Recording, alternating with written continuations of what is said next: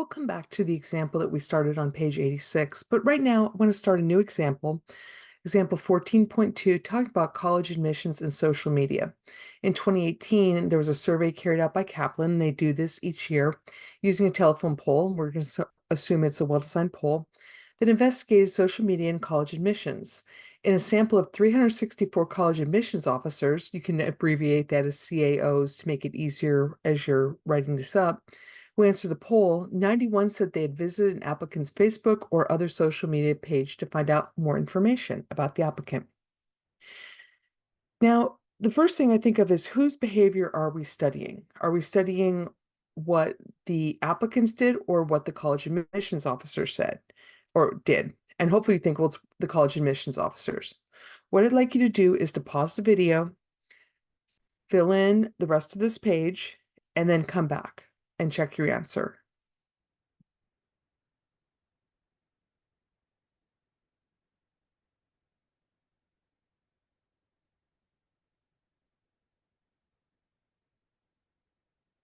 Okay, hopefully you did that. It's good practice to do that to get you ready for exams. So the population of interest are all college admissions officers. The sample were 364 college admissions officers. Variable of interest is whether or not looked at an applicant's social media pages, and that's categorical, binary. Parameter of interest is the proportion of all college admissions officers who've looked at applicants' social media pages. The corresponding statistic I didn't put in here, but hopefully you think right away, oh, that's p hat, and that's given to me. It's 91 out of the 364, and I ended up that's 0.25. That's the proportion for the sample based on the sample. Do we think that the proportion of all college admissions officers who look up information is exactly 0.25, and explain why? No, remember, we've talked this about a lot. I talked about this a lot. If we take another sample of 364 college admissions officers, do we expect exactly 91 to have looked at the applicant's social media pages? And no, I wouldn't expect exactly 91. So how will you find the proportion of all college admissions officers who look up information about the applicant's Facebook and social media pages? So we want to get an estimate of that value, but how would we? The p-value is unknown. We don't know that, all right? So that's what we want to estimate. But there are things that we do know, and that's what we're going to use to get us to confidence intervals. We're going to use the data that we have. What do we know? We know that p-hats vary. Okay, cool. We know that every time you take a sample, that sample proportion will vary, likely vary.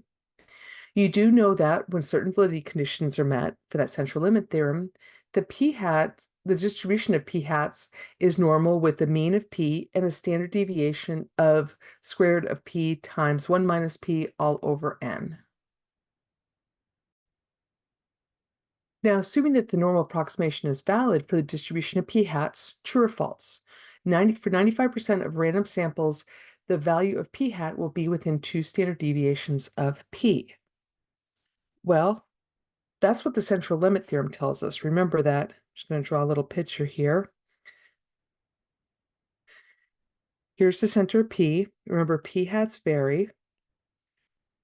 But that empirical rule tells us that plus or minus 2 standard deviations, that 95% of p-hats will fall within 2 standard deviations, plus or minus 2. Cool, so that's true. This is based on that central limit theorem. So a very reasonable location for our sampled p-hats is within 2 standard deviations of the mean of the distribution, which is p. Would you agree? I'd say, yeah, that sounds pretty fair. So by the same logic, a very reasonable location for p is within 2 standard deviations of our sampled p-hat. Well, yeah, 95% of p-hats are going to be within 2 standard deviations of p, so p is going to be within 2 standard deviations of p-hat. Okay, cool. So what if we did this? We took p hat plus or minus 2 standard deviations of square root of p times 1 minus p over n to get an estimate of where p would be. But wait a minute, we don't know what p is, right? We don't know. That's what we're trying to get an estimate of the value for. Well, we can use p hat instead of p, like we talked about above. So the general form for 95% confidence interval for p is p hat plus or minus 2 times the square root of p hat, 1 minus p hat over n. In other words, here is our interval. Now we can do better than 2. We're going to use 1.96 instead, and hopefully you remember that from that standard normal tables. And we're going to have a summary of the values to use in a moment. And that's based on a z-score. So a confidence interval is an interval of reasonable, based on the observed values of observed data. Let me try again. Blech. A confidence interval is an interval of reasonable, based on observed data values for the parameter of interest. This will give us that true proportion, is what we'd like to find an estimate for. We don't know what that true value is. A confidence interval is calculated from available sample data. Now, hopefully you think there's got to be some sort of validity conditions to make this work. There is the 10% condition, which is the same thing. It just says the population has to be 10 to 20 times as large as the sample size. And success failure, since we're looking at p hats instead of p, we have to do n times p hat and n times 1 minus p hat, and they both have to be at least 10. And this is all is happening because that confidence interval is based on the normal distribution. So these are going back to that central limit theorem, this is how the conditions that need to be met.